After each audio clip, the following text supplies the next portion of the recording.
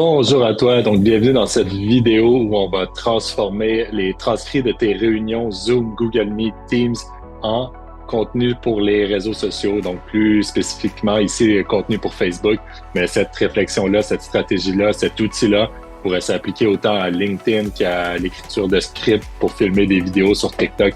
Donc l'idée en fait c'est la suivante, c'est de prendre le transcrit d'une rencontre puis de la nourrir à de l'intelligence artificielle qui va prendre tout ce qu'on a dit dans la réunion parce que c'est rempli de nuggets d'informations ultra pertinentes pour les personnes qui te suivent sur tes réseaux. Et bref, prendre tout ça pour créer un post qu'on va pouvoir publier sur Facebook. Donc, c'est vraiment aussi simple que ça. Puis, je vous montre vraiment étape par étape comment le mettre en place, comment partir de tous les outils qu'on vous donne pour l'intégrer dans votre compte. Donc, on se lance puis on s'en va directement dans Make. Donc, nous voici dans Make. La première étape, ça va être d'importer le scénario qu'on vous donne, qu'on vous partage. Donc, pour importer un scénario, c'est simple. Il suffit de cliquer sur les trois petits points, faire Import Blueprint pour après aller ajouter le document que vous pouvez télécharger sous cette vidéo. Donc, une fois téléchargé, une fois importé, ça va ressembler à ça. Puis, on va y aller module par module. C'est vraiment aussi simple que ça. Donc, la première étape, c'est d'aller créer un webhook. Donc, je vais juste faire ici en cliquant dessus, faire Add. Et je vais l'appeler webhook démo. Et voilà, c'est aussi simple que ça. Puis, je copie cette adresse-là. Donc là, c'est l'élément déclencheur de notre automatisation qui va être déclenché par un autre outil qu'on va utiliser, l'outil qui va enregistrer nos meetings. Ce que je vous conseille d'utiliser, c'est un outil qui s'appelle Fireflies. Pour en avoir testé quelques-uns, de mon expérience, c'est lui qui est le plus précis. C'est lui qui fait les meilleurs transcrits, surtout en français. Donc, c'est pour ça que je vous le conseille. Puis, il est très facile à utiliser. Donc, en allant sur la plateforme de fireflies.ai, ici, vous pouvez vous connecter. Il y a une version gratuite, il y a une version payante. Vous pouvez commencer avec la version gratuite, si je me souviens bien. Ça vous donne accès à 3 enregistrements. Donc, du moment que vous allez avoir passé les 3 enregistrements, il va sûrement falloir prendre la version payante. Quand vous connectez, ça ressemble à ça. Puis ici, dans Homes puis dans Meetings, vous allez avoir toutes les réunions que vous avez faites cette semaine individuellement. Puis, l'autre partie importante, là, c'est surtout quand vous créez votre compte, c'est d'aller dans les settings. La première chose essentielle à faire, si vos meetings sont, comme moi, majoritairement en français, mettre ici ce paramétrage-là en français Canada. Parce que si vous le laissez en anglais, il va essayer de comprendre un meeting puis il pense que le meeting est en anglais. Ça fait des transcrits qui font aucun sens. La deuxième endroit à visiter, donc c'est dans Developer Settings. Ici, on va copier-coller le webhook que je vous ai transmis. Le webhook qu'on a fait dans Make, puis il faut cocher cette petite case-là. Comme ça, en fait, ce que ça fait, c'est que du moment qu'il y a un meeting qui se termine et qu'un transcrit est généré, on déclenche le webhook, donc on déclenche l'automatisation. Et on fait Save. Puis l'autre chose qu'on va prendre, c'est ici ce code-là, qui est la clé API qu'on va avoir besoin dans le module numéro 2. Donc, je vais en profiter pour la copier-coller. Donc voilà, pour ce qui est de Fireflies, c'est aussi simple que ça. On peut retourner dans Make et déjà, notre premier module est paramétré. Toujours une bonne pratique de sauvegarder. Comme ça, on ne perd pas le travail qu'on a fait parce que Make ne sauvegarde pas en direct. La deuxième modification à faire, c'est dans le module HTTP. Puis vraiment, je l'ai tout paramétré pour vous, donc c'est vraiment aussi simple que juste d'importer. La seule chose que vous avez à modifier, c'est ici, la clé API. Là, c'est sûr que moi, ça ne va pas changer puisque ça va rester la même. Mais la clé API que vous avez prise dans Fireflies que je viens de vous montrer. Donc ça fait juste dire quand le module va appeler Fireflies pour lui dire hey, donne-moi le transcrit de tel meeting, ben, la clé API va permettre de dire à Fireflies que oui, on a le droit d'avoir accès à ce transcrit-là. Donc, c'est super important. C'est idéalement, vous ne la partagez pas. Évidemment, moi, je vais la reset après cette réunion-là. Puis, ici, il y a le module, pas le module, mais le request content, donc le corps de la demande. C'est dans ça qu'on dit à Fireflies, redonne-moi le transcrit de tel meeting exactement. Donc, il va juste falloir changer ici ce petit module-là. Puis là, parce que le premier module n'a pas encore reçu d'informations de transcrit, il va falloir l'écrire manuellement. Fait que normalement, si ça avait déjà roulé, j'aurais déjà des informations, puis je pourrais simplement passer par ici, ouais, puis je serais capable de le mapper en le cliquant, mais là, pour l'instant, j'ai pas d'informations. Mais c'est assez simple. Il suffit de mettre 2 fois curly braces comme ça. Vous pouvez le copier-coller ici du texte si vous savez pas comment le faire sur votre clavier. Après, vous faites 74 qui fait référence à ce module-là. Là, il y a un petit bug où, à toutes les fois que j'écris quelque chose, ça sort de la barre. Donc, je vais juste aller l'écrire dans la barre de recherche. 74, meeting, ID avec un I majuscule et on ferme avec les 2 curly braces comme ça. Donc là, ça, je vais le copier-coller. Je vais retourner ici. Je vais effacer ce que j'ai écrit. Et je vais copier-coller ma référence au module 74 à la donnée qui s'appelle Meeting ID. Et ici, pour ce module-là, c'est complété et je sais que j'ai tout. La prochaine étape, ça va être de paramétrer le module OpenAI, donc le message à l'assistant. Donc, de la façon qu'on va fonctionner, d'un, je commencerai par ajouter ma connexion. Pour ajouter la connexion, j'ai besoin de 2 choses. Une clé API, puis mon Organization ID. Donc, tout ça, je vais y avoir accès dans platform.openai.com, qui est la plateforme des accès API pour ChatGPT, si on veut. Donc, c'est un peu le même modèle, mais accéder différemment, qui nous permet vraiment d'y accéder d'un point de vue extérieur de la plateforme. Donc, pour ce faire, on va aller dans nos dashboards ici et cliquer sur Clé API. Et on va faire Create New Secret Key. Je vais l'appeler Demo Test. Vous pouvez lui donner n'importe quel nom qui fait du sens pour vous. On me demande un petit casse-tête. Et voilà. J'ai réussi. Ici, je vais copier la clé API, puis je vais retourner mettre ça dans Make à cet endroit-là. La deuxième chose qui me manque, c'est le Organization ID. Celui-là, je vais le trouver dans mes Settings, juste ici. Et voilà. Et voilà. C'est aussi simple que ça. La deuxième chose que je vais paramétrer, c'est mon assistant. Donc, dans mon assistant, je voudrais un assistant qui génère du contenu optimisé pour Facebook. Donc, je vais aller ici dans la plateforme OpenAI, puis en retournant dans le dashboard ici en haut à droite, dans le menu Assistant, et je l'ai déjà créé ici. Donc, on va l'appeler Demo School, puis le prompt, vous y avez accès également. Puis là, je vais le mettre sur un modèle qui est un petit peu plus puissant que le mini. Sur ce compte-là, j'ai seulement accès au mini, mais sur mon autre compte, avec les informations de paiement, si vous avez paramétré les informations de paiement, vous allez avoir accès au GPT-4o, la version de juillet 2024. Donc, j'ai mon assistant. C'est important de cocher aussi JSON Object.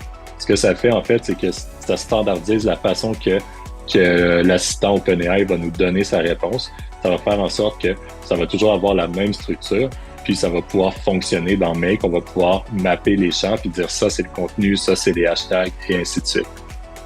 Le prompt ici, je vous invite à le lire, prendre le temps de l'analyser. C'est un prompt complexe qui est fait selon nos méthodes de standardisation. Donc, on a des contraintes, on a des étapes, on a un rôle, on a un contexte, on a une tâche, on a un objectif. Vraiment, si vous n'avez pas regardé cette vidéo-là encore dans notre formation, c'est super important. Là, c'est vraiment la base de l'utilisation de l'intelligence artificielle. Donc là, j'ai mon agent qui est créé. Je peux retourner à Make et ici, juste aller chercher mon agent. Donc là, je sais qu'à toutes les fois que ce module-là roule, ça va déclencher cet agent-là qui est spécialisé pour retourner du contenu optimisé pour Facebook. Et ici, je vais juste lui dire, voici le transcrit à analyser. Je vais mettre 2 points et je vais faire une référence à data, qui est la donnée ici où il y a tout le transcrit de la réunion. Et voilà, pour ce module-là, c'est vraiment aussi simple que ça. Ensuite, qui arrive, quand on fait rouler ces modules-là, les modules assistants qui génèrent un JSON, mais ça va tout nous mettre dans une zone de texte. Donc, on va avoir comme tout dans un gros pain. Mais en fait, ce qu'on veut, c'est avoir des petits morceaux qu'on va pouvoir réutiliser parce qu'il y a un morceau, c'est le contenu, il y a un morceau, c'est les hashtags, il y a un morceau, l'explication de l'idée. Fait que tout ça, il faut vraiment le segmenter en 3. Puis, c'est l'utilisation de ce module-là, parse JSON. Donc, on parse en JSON le contenu généré par le module OpenAI ici. Si on le faisait pas, puis si on n'avait pas cliqué la petite option JSON Object dans notre assistant, ce qui arriverait, c'est qu'ici, il nous dirait ce que ChatGPT a généré n'est pas un JSON, donc je ne peux pas le lire, je ne peux pas le comprendre. Et par après, ici, on met un iterator, parce qu'en fait, le module OpenAI génère 5 pièces de contenu. Fait ici, le iterator, en soi, son objectif, c'est juste de faire qu'on roule la chaîne d'automatisation 5 fois à partir de ce moment-là pour aller ajouter les 5 pièces de contenu dans notre base de données Airtable. Donc là, en ce moment, comme on voit, j'ai rien à rouler parce que ce module-là n'a pas encore roulé. Fait que qu'est-ce que je fais dans ce temps-là?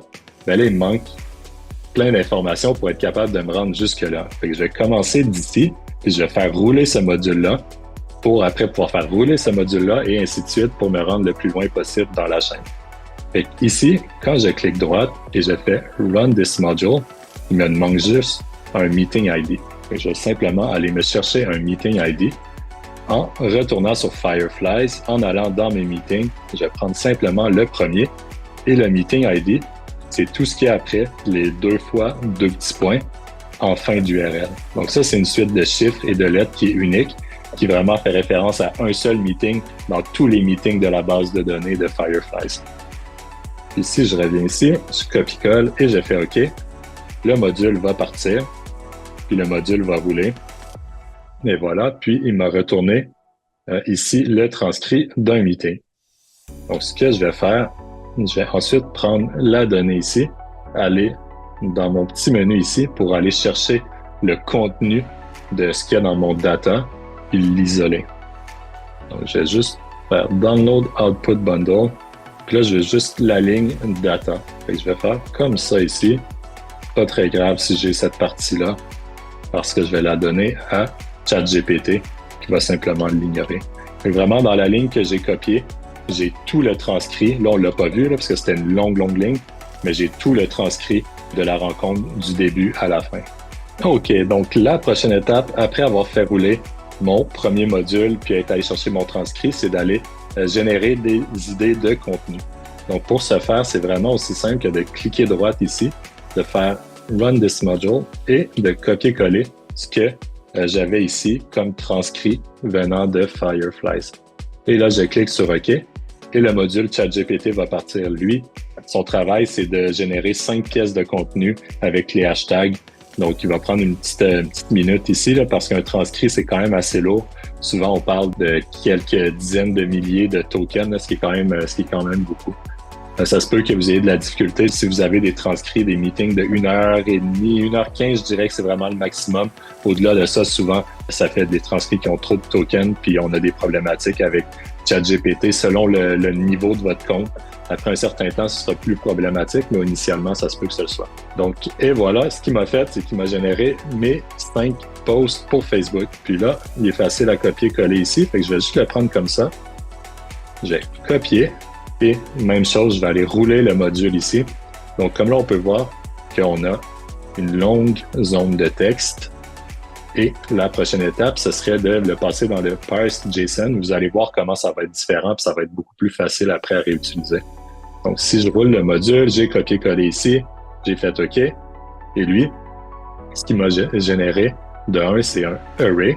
Donc, array, c'est plusieurs données ensemble avec le post 1, le post 2, le post 3, le post 4 et le post 5. Puis là, on voit que ça va être facile pour moi d'aller tout ajouter à la base de données, parce qu'à l'inverse, là, j'avais un gros morceau de texte que je pouvais pas vraiment travailler. Là, j'ai vraiment le contenu dans une zone, les hashtags dans l'autre. Et la prochaine étape, ça va être de faire un iterator pour ajouter les 5 posts à ma base de données finale sur Airtable. Donc, je vais simplement ici mettre ça comme ça. Voilà. Et finalement, pour finir, on va juste aller dans notre base de données Airtable, puis tout paramétrer.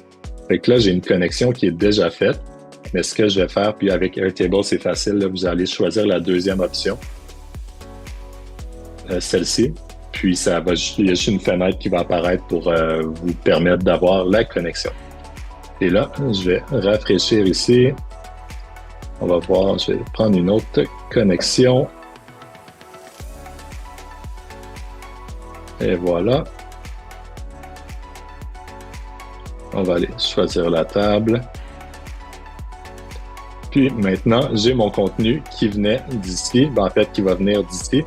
Fait que je vais juste avoir à mapper mon contenu. Donc, on va l'appeler Draft Content, on va le mettre ici. Puis, les hashtags, on va les mettre dans la catégorie hashtag. Et voilà, c'est aussi simple que ça. Donc, à partir de là, je sais qu'à toutes les fois qu'un de mes meetings se déclenche, un de mes transcrits se complète, ben, je vais avoir du nouveau contenu qui va apparaître dans ma base de données. Maintenant, je vais vous faire une petite démo. Donc, maintenant, pour la démo, j'ai généré un transcrit, puis je l'ai envoyé via l'automatisation en utilisant un outil qui s'appelle Postman, qui pourrait être couvert dans une autre vidéo. Donc, et voilà, ici, je le déclenche, on reçoit le déclencheur un peu comme si un meeting venait de finir. Ici, il y a le module Fireflies qui va chercher le transcrit de la rencontre, ChatGPT qui génère les idées de rencontre, le parse JSON qui met ça en données uniques. Et ici, on passe au travers des 5 posts pour aller les ajouter à la base de données Airtable. Et si je vais sur Airtable ici, et je vais dans mon Grid View, je vais voir que ici j'ai les 5 idées de contenu qui viennent d'être ajoutées. Donc, ici, j'ai le contenu et ici, j'ai les hashtags. Évidemment, il y a d'autres choses qu'on pourrait ajouter. On pourrait demander à ChatGPT de générer peut-être un prompt pour créer une image sur Midjourney. Vraiment, les limitations sont celles de votre originalité. Donc, je vous encourage à jouer avec ça, développer des nouveaux prompts, développer des nouvelles branches, puis évidemment, à faire beaucoup de tests. Puis, plus on crée de contenu, plus on teste, plus on va être capable d'aller fine-tune notre prompt pour qu'il s'adapte vraiment au contenu qu'on souhaite publier sur les réseaux sociaux. Donc, merci. J'espère que cette vidéo-là vous a été utile. Si vous avez des questions, n'hésitez pas. Tous les mercredis, on a le Q&A qui est vraiment fait pour répondre à ce genre de questions-là. Puis on va pouvoir aller plus en détail là, dans le paramétrage de vos automatisations puis essayer de vous aider à débloquer les bugs parce que ça fait aussi partie de la vie avec Make. Il y a toujours des bugs à régler. Mais bon, c'est comme ça. On s'habitue puis c'est toujours satisfaisant quand on réussit à le faire fonctionner. Merci.